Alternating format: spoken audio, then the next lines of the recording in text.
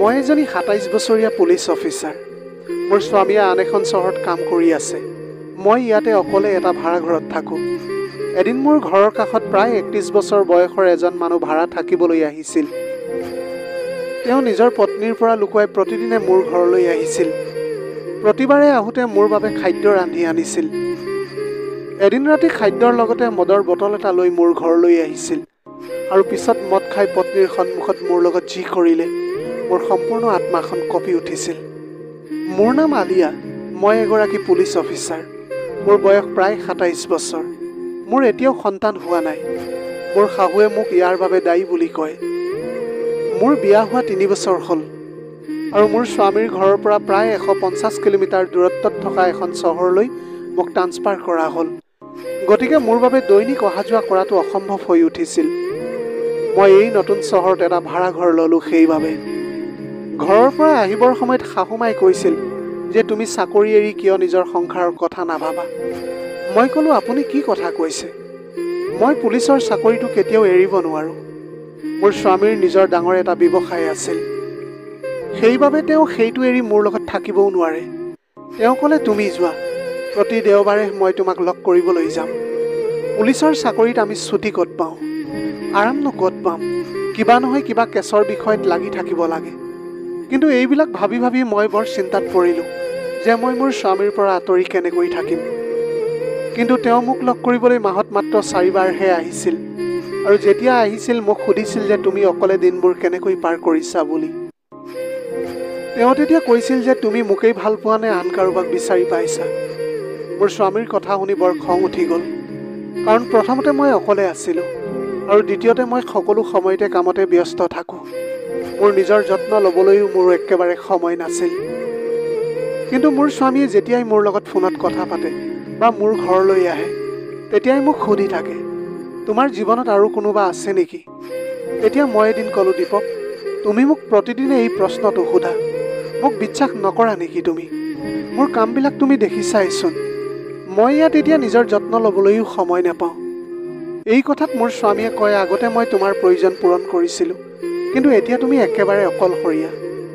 তেতিয়া মই ক'লোঁ যে প্ৰতিদিনে মোক লগ কৰিবলৈ আহিবা, মাত্ৰ ৩ ঘণ্টাৰহে যাত্ৰা। কিন্তু মোৰ স্বামীৰ ব্যৱসায় বহুত ডাঙৰ আছিল। সেইবাবে তেওঁ মোক লগ কৰিবলৈ একেবাৰে সময় নাপায়। মই কেতিয়াও তেওঁৰ ওচৰত সেইবাবে হেঁচা প্ৰয়োগ কৰা নাছিলোঁ। তেওঁ মোক ফোন কৰিছিল। মই ইমানেই কামত ব্যস্ত আছিলোঁ যে ফোন কৰিবলৈও সময় নাছিল।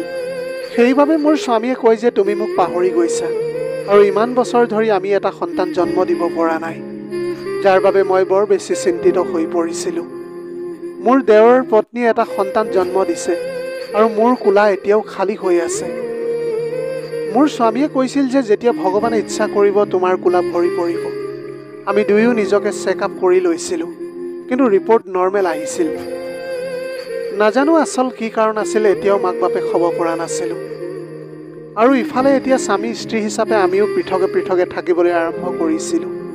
এদিন মোৰ কাষৰ ঘৰত এজন ৩১ বছৰীয়া যুৱক থাকিবলৈ আহিছিল। তেওঁ দেখাত বহুত ভাল আছিল। তেওঁ পত্নী আৰু ছোৱালীৰ সৈতে আহিছিল। তেওঁ মোৰ ওচৰত খোৱা পানী বিচাৰি আহিছিল আৰু লগতে ক'লে যে মই আজিহে আহিছোঁ, সেইবাবে পানীৰ ব্যৱস্থা মই কৰিব পৰা নাই।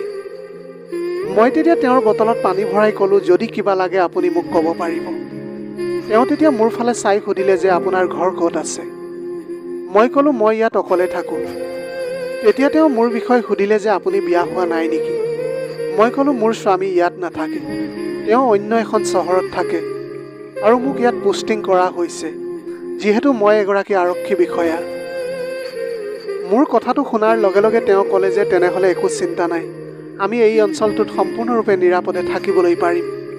তেওঁৰ কথা শুনি মই একেবাৰে হাঁহিবলৈ ধৰিলোঁ। সময়বিলাক এনেকৈ পাৰ হৈ গ'ল। তেতিয়াৰ পৰা যেতিয়াই তেওঁক লগ পাওঁ, তেতিয়া এষাৰ মাত তেওঁ দিয়ে আৰু ময়ো দিওঁ। এদিন তেওঁ দেখিলে যে মই বাহিৰৰ পৰা খাদ্য অৰ্ডাৰ কৰিছোঁ আৰু ৰাতি মোৰ ঘৰলৈ আহি মোক সুধিলে যে আপুনি ঘৰত খাদ্য নাৰান্ধে নেকি। তেতিয়া মই ক'লোঁ যে মোৰ কামবিলাকেই এনেকুৱা যে মই ভাগৰুৱা হৈ পৰোঁ, সেইবাবে মই বেছিভাগ বাহিৰৰ পৰাই অৰ্ডাৰ দি খাওঁ। তেওঁ ক'লে যে এনেকৈ তুমি বেমাৰী হৈ যাবা। তেওঁ মোক বৰ ভাল পোৱা যেন লাগিবলৈ ধৰিছিল। ময়ো ইয়াত বিশেষকৈ অকলশৰীয়া অনুভৱ কৰিছিলোঁ। মোকো ইয়াত এজন বন্ধুৰ প্ৰয়োজন আছিল। এনেতো পুলিচত মোৰ বহুত বন্ধু বান্ধৱী আছে, কিন্তু তেওঁলোকৰ লগত সদায় কামৰ কথাই পাতি থাকোঁ। ইফালে আকৌ মই ৰিলেক্স হ'বলৈ মোক ঠাইৰ প্ৰয়োজন আছিল, যিটো মই এইজন মানুহৰ লগত কথা পতাৰ পিছত পাইছিলোঁ। কিন্তু মোক আচৰিত কথাটো এইটো হ'ল যে তেওঁ কেতিয়াও নিজৰ পত্নীক মোৰ লগত চিনাকি কৰাই দিয়া নাছিল। তেওঁ কেতিয়াও তেওঁৰ পত্নীগৰাকীক ঘৰৰ পৰা ওলাবলৈ নিদিয়ে। তেওঁৰ ছোৱালীজনীক কেতিয়াবা কেতিয়াবা দেখা পাওঁ, কিন্তু ইমান দিনে কেতিয়াও তেওঁৰ পত্নীক মই দেখা নাছিলোঁ। তেওঁ প্ৰায় মোৰ ঘৰলৈ আহিছিল যদিও কেতিয়াও মোৰ ঘৰলৈ ঘৈণীয়েকক অনা নাছিল। এতিয়া এই কথাটোৱে মোক বৰ আচৰিত কৰি তুলিছিল। এদিন মই তেওঁক সুধিলোঁ যে তেওঁ মোক কেতিয়াও তেওঁৰ পত্নীৰ লগত চিনাকি কৰাই দিয়া নাই কিয়। এই বিষয়ে তেওঁ ক'লে যে মোৰ পত্নী এগৰাকী বেঙী হয়। আচলতে তাই মানুহৰ লগত কেনেকৈ কথা পাতিব লাগে ভালকৈ নাজানে, সেইবাবেহে তাই ঘৰৰ ভিতৰতে থাকে। তেনেতে মই ভাবিলোঁ যে ইমান এজন স্মাৰ্ট আৰু ধুনীয়া ল'ৰাই কিয় তেনে এগৰাকী মহিলাক বিয়া কৰাব। কেতিয়াবা তেওঁৰ ঘৰলৈ গৈ তেওঁৰ পত্নীক লগ কৰিবলৈ মন যায়, কিন্তু মই কেতিয়াও সেই সুযোগ পোৱা নাছিলোঁ। এতিয়া এনেকৈ তেওঁ প্ৰায় মোৰ ঘৰলৈ আহে আৰু লগতে মোলৈ খাদ্য লৈ আহে। যেতিয়া মই খাব ধৰোঁ তেতিয়া মোৰ ফালে একান্ত মনে চাই কথা পাতিবলৈ ধৰে। আহাৰ খোৱাৰ শেষ হোৱাৰ পাছত তেওঁ বাচন বৰ্তনবিলাক লৈ যায়। তেওঁ মোৰ লগত বিভিন্ন কথা পাতে, কেতিয়াবা স্বাস্থ্যৰ কথা পাতে আৰু কেতিয়াবা চহৰৰ আশে পাশে খবৰবোৰৰ কথা পাতিছিল আৰু বেছিভাগ মোৰ সৌন্দৰ্যৰ প্ৰশংসা কৰিছিল। এদিন তেওঁ মোক সুধিলে যে স্বামীৰ পৰা আঁতৰত থাকি আপুনি নিসংগতা অনুভৱ নকৰে নেকি? আপোনাৰো কামৰ মাজতে নিজৰ প্ৰয়োজন কিছুমান নিশ্চয় আছে। তেওঁৰ এই কথাবিলাক শুনি মই একেবাৰে ভয় খাই গ'লোঁ, কাৰণ এই প্ৰশ্ন মোক কোনো বাহিৰা মানুহে আজিলৈকে সুধিবলৈ সাহস কৰা নাই। মোৰ স্বামীয়ে প্ৰায় এই প্ৰশ্নটো মোক সুধি থাকে, কিন্তু মোৰ বিভাগত কাম কৰা মানুহ বা মোৰ ওচৰ চুবুৰীয়া মানুহে এই প্ৰশ্ন কেতিয়াও মোক কৰিবলৈ পৰা নাছিল। তাৰপিছত মই ক'লোঁ যে ঠিক আছে, তেন্তে তোমাৰ পৰিয়ালৰ সৈতে এদিন মোৰ পৰিয়াল একেলগে পিকনিকলৈ যাওঁ। আচলতে মই তেওঁৰ পত্নীক চাবলৈ বিচাৰিছিলোঁ। তেওঁ নিজৰ পত্নীক লুকুৱাই ৰাখে। আশে পাশে থকা বহু মহিলাই মোক কৈছিল যে ঘৈণীয়েক ঘৰত অকলে থাকিলে দুৱাৰখনো খোলা নাথাকে। এই কথাটোৱে মোকো সঁচাকৈ আচৰিত কৰি তুলিছিল। মই এতিয়া ভাবিলোঁ যে কিয় তেওঁ নিজৰ পত্নীক এনেকৈ ৰাখে। স্থানীয় বাসিন্দা কোনোবাই এই প্ৰশ্নটো তেওঁৰ ছোৱালীজনীক সুধিলেও ছোৱালীজনী একেবাৰে মৌন হৈ পৰে আৰু তাই কাৰোৰে লগত কথা নাপাতে। মোৰ এতিয়া সন্দেহ হ'বলৈ ধৰিছিল, কাৰণ এবাৰ ছোৱালীজনীক অকলে লগ পাই মই সুধিলোঁ, তোমাৰ মা ক'ত আছে? সেই প্ৰশ্নত তাই সম্পূৰ্ণ নিমাত হৈ পৰিছিল। মই তাইক ক'লোঁ, চিন্তা নকৰিবা, মই এগৰাকী ভাল পুলিচ আণ্টি, আৰু তাইৰ মুখত ভয় স্পষ্টকৈ দেখা পাইছিলোঁ মই। ছোৱালীজনীয়ে তেতিয়া দৌৰি ঘৰৰ ভিতৰত সোমালগৈ। এদিন মোৰ স্বামীয়ে ফোন কৰোঁতে মোক সুধিলে, সঁচা কথা কোৱাচোন, তুমি কাৰোবাৰ প্ৰেমত পৰা নাইতো? তেতিয়া মই মোৰ স্বামীক ছোৱালীৰ কথা ক'লোঁ, অৰ্থাৎ সেই ব্যক্তিজনক। কিন্তু মোৰ এই কথাটো শুনি মোৰ স্বামীয়ে ঈৰ্ষা কৰিবলৈ ধৰিলে আৰু লগতে ক'লে যে তুমি তোমাৰ হৃদয়খন সেই চানীজনক দিয়া নাইতো। তেতিয়া মই তেওঁক ক'লোঁ যে আমাৰ মাজত তেনেকুৱা একো নাই, কিন্তু মানুহজনক লৈ মোৰ প্ৰায় সন্দেহ লাগে। চিন্তা নকৰিবা, মই এগৰাকী পুলিচ অফিচাৰ হয়, মই নিজৰ যত্ন ভালকৈ ল'ব পাৰোঁ। কোনো পুৰুষে মোৰ লগত কোনো বেয়া কাম কৰিবলৈ নোৱাৰে। মোৰ স্বামীয়ে এতিয়া চানী আৰু তেওঁৰ পত্নীৰ কথা সুধিবলৈ ধৰিলে। মই যি জানো তেওঁক সকলো ক'লোঁ। মই স্বামীক ক'লোঁ যে মোৰ চানীক ভাল লাগে, কিন্তু মোৰ অনুভৱ হৈছে যে কিবা এটা কথা আছে আৰু মই মাত্ৰ মোৰ এই গোপন কথাটো উদঙাই দিবলৈ বিচাৰোঁ। স্বামীয়ে তেতিয়া ক'লে যে তুমি সদায় পুলিচ হৈয়ে থাকিবা, কাৰোবাক ভাল পালেও তুমি তাৰ মাজতো গোপন কথা বিচাৰিয়েই থাকিবা। মই ক'লোঁ, তুমি ইয়ালৈ সোনকালে আহা, তেতিয়া ময়ো তোমাৰ ভিতৰত ৰহস্য বিচাৰি পাম। এতিয়া এইবিলাক কথা পাতি আমি স্বামী স্ত্ৰী দুয়োৱে হাঁহিবলৈ ধৰিছিলোঁ। মোৰ স্বামীক মই বহুত ভাল পাওঁ আৰু মোৰ স্বামীয়ে এই কথাটো ভালকৈয়ে জানে। পিছদিনা মোৰ স্বামী মোৰ ওচৰলৈ আহিল আৰু ক'বলৈ ধৰিলে যে কোৱা, চানীক ভাল লাগেনে মোক ভাল লাগে? মই তেতিয়া মৰমৰ স্বামীৰ কান্ধত হাতখন থৈ ক'লোঁ, মই তোমাকেই ভাল পাওঁ। মোৰ স্বামীয়ে দুদিন ধৰি মোক বহুত মৰম কৰিছিল, পিছত উভতি যাবলৈ ধৰিলে আৰু তেওঁ মোক ক'লে যে তুমি ঠিকেই কৈছা, তেওঁৰ পৰিয়ালটো এটা ৰহস্যৰ আৱৰ্তৰ ভিতৰত আছে। এই দুদিনত মই তেওঁৰ পত্নীগৰাকীক এবাৰো দেখা নাপালোঁ আৰু তেওঁৰ ছোৱালীজনীৰ মুখতো ভয় দেখিছিলোঁ। হয়তো কিবা এটা তেওঁলোকে লুকুৱাই ৰাখিছে। তুমি অলপ সাৱধানে থাকিবা। মোৰ স্বামী গুচি গ'ল, কিন্তু সেইদিনা চানী ঘৰৰ ভিতৰলৈ যোৱাৰ সুযোগ পালোঁ। সেই নিশা চানী ঘৰত নাছিল। তেওঁৰ ঘৰৰ দুৱাৰখন খোলা আছিল। মই তেওঁৰ ঘৰৰ ভিতৰলৈ সোমাই গ'লোঁ। ভিতৰৰ দৃশ্য দেখি মোৰ চকু দুটা চকুলোৰে ভৰি পৰিল। মোৰ নিজৰ চকুৰ ওপৰতে বিশ্বাস হোৱা নাছিল। মই এতিয়া কথাষাৰ বুজিব পৰা নাছিলোঁ। এইটো কেনেকৈ হ'ব পাৰে? তেওঁৰ পত্নীও নাই। মই এতিয়া সঁচা কথাষাৰ বিচাৰি নিশ্চয় উলিয়াব লাগিব। মই এতিয়া লগে লগে তাৰ পৰা ওলাই আহিলোঁ আৰু ছানীলৈ ফোন কৰিলোঁ। ছানীয়ে তেতিয়া মোৰ ফোনটো ৰিচিভ কৰি ক'লে, কি হৈছে? মই সুধিলোঁ, তুমি ক'ত আছা? মই তোমাক মিছ কৰিছোঁ। সি ক'লে, সঁচাই তুমি মোক মিছ কৰিছানে? মই তেতিয়া ক'লোঁ যে এইমাত্ৰ মোৰ স্বামী গুচি গৈছে আৰু মই একেবাৰে অকলশৰীয়া অনুভৱ কৰিবলৈ ধৰিছোঁ। তুমি ক'ত আছা? আজি তুমি মোলৈ খানা আনিবানে? সি তেতিয়া হাঁহিবলৈ ধৰিলে আৰু ক'লে যে মই বাহিৰত কিবা এটা কামত ব্যস্ত আছোঁ। মই ক'লোঁ, আজি ৰাতি যদি তোমাৰ সময় আছে তেন্তে আমি পাৰ্টি এটা কৰিম। আমি দুয়োজনে তেতিয়া হাঁহিবলৈ ধৰিলোঁ আৰু সি ক'লে যে তুমি সঁচাকৈ মোৰ লগত পাৰ্টি কৰিবানে? ছানীয়ে তেতিয়া সুখী হৈ সুধিলে, ঠিক আছে বাৰু, তেন্তে বটলৰ ব্যৱস্থা মই কৰিম, তুমি খাবানে? মই ক'লোঁ যে মই দবাই খাওঁ। সি আধা ঘণ্টাৰ পাছত গৈ আছোঁ বুলি কৈ ফোনটো কাটি দিলে। মই এতিয়া কি কৰিবলৈ ওলাইছোঁ স্বামীক ক'লোঁ। মোৰ স্বামীয়ে ক'লে যে তুমি আকৌ নিচাত ডুবি নাযাবা। মই তেতিয়া হাঁহিবলৈ ধৰিলোঁ আৰু ক'লোঁ, আপুনি আছে নহয় মোৰ যত্ন ল'বলৈ? মই তাৰ বাবে অপেক্ষা কৰি আছিলোঁ আৰু পিন্ধি আছিলোঁ এটা ধুনীয়া নেটৰ ড্ৰেছ। যেতিয়া ছানী কোঠাটোৰ ভিতৰলৈ আহিল তেতিয়া সি মোৰ ফালে একেথৰে চাই আছিল আৰু লগতে ক'লে যে তোমাক আজি অপেশ্বৰীৰ দৰে দেখা গৈছে।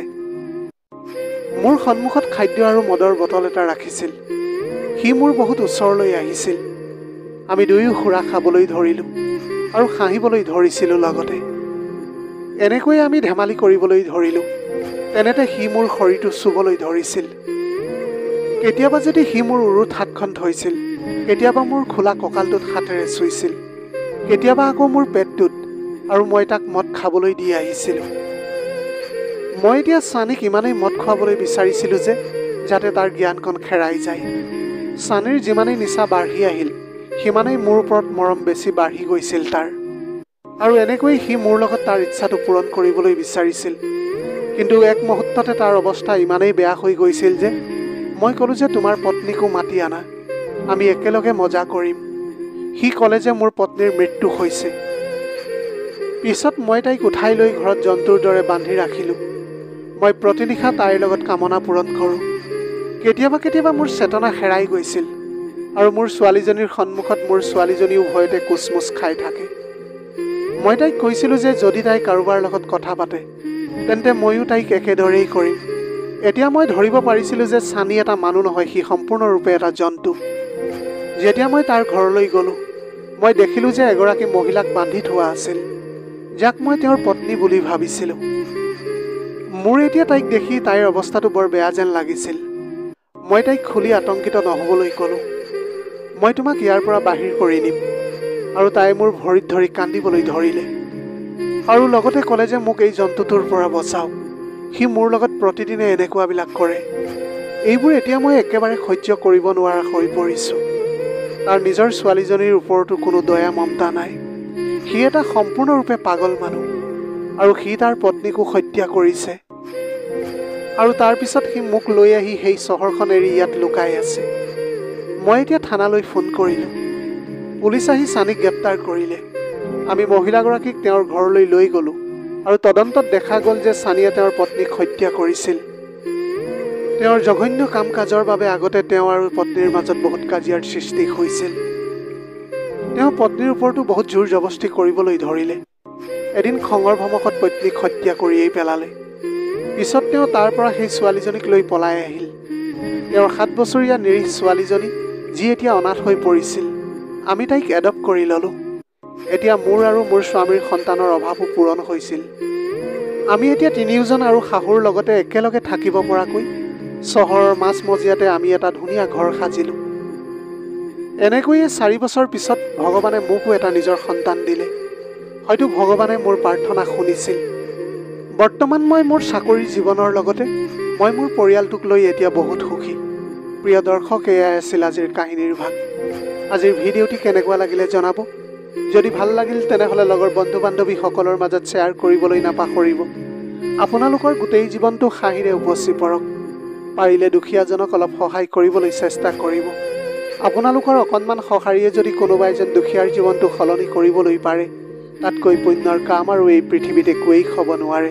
Have a nice day.